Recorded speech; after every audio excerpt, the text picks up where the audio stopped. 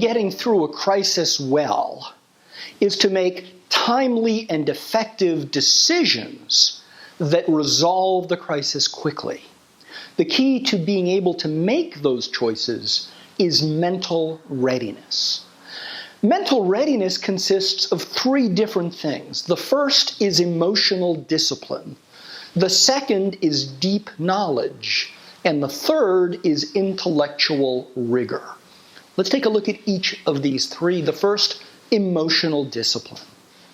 Crises take place in an environment of emotional fragility. There's a tendency of human beings to panic, to be anxious, to be angry, to be scared. And leaders in crisis do best when they have the ability to remain calm even as others are emotionally wrought. The human brain has a tendency to shut down critical thinking during periods of intense emotional experience, and leaders need to train themselves in order to remain calm.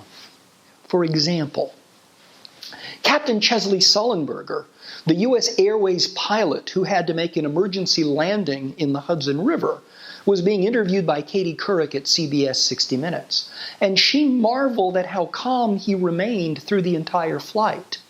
He confessed to her that it was a forced calm. He said, all of my training had to help me force calm on the situation.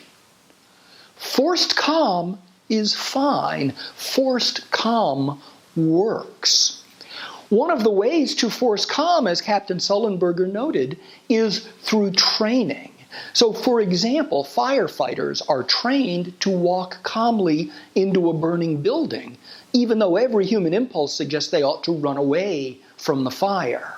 Similarly, soldiers, sailors, airmen, Marines are taught to walk towards the firing, towards the shooting, whereas every human impulse says you should run away from the shooting. It is the training, the diligent repetition, that forces the calm that allows them to fulfill their mission. The same applies in the world of leadership in general in crisis. One of the services we perform at the Logos Institute for Crisis Management and Executive Leadership is to create war game-like simulations where we take leadership teams through simulated crises of great intensity and of compressed and exaggerated timelines to create stress, to see how the leaders make choices under fire.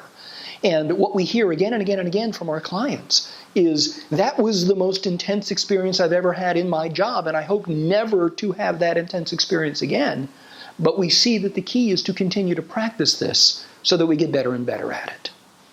That's emotional discipline. Let's move on to deep knowledge. One of the things we do at the Logos Institute for Crisis Management and Executive Leadership is study patterns and study crises. And deep knowledge includes an understanding of patterns and an understanding of crises. Organizations tend to behave in completely predictable ways. Human beings who are the stakeholders to organizations tend to behave in completely predictable ways, and we can inventory those predictable behaviors. That gives us an insight into what works and what doesn't work in a crisis, but mostly why it works or why it doesn't work. And we can inventory those things that never work, those things that always work, and those things that work situationally. And we can make choices so that we don't choose the things that never work, and so that we do choose the things that always work, and that we further choose the things that sometimes work. Deep knowledge also involves the study of actual crises, so that we can see how others have experienced crises and we can learn without suffering the trauma that they will have suffered. And that allows us to make choices that we now know to be smart choices, even though the circumstances might otherwise be somewhat scary. So we give ourselves permission to take risks that would otherwise be a little too onerous. Finally, intellectual rigor. There is a rigor to crisis management that is equivalent to the rigor we find in all other management processes.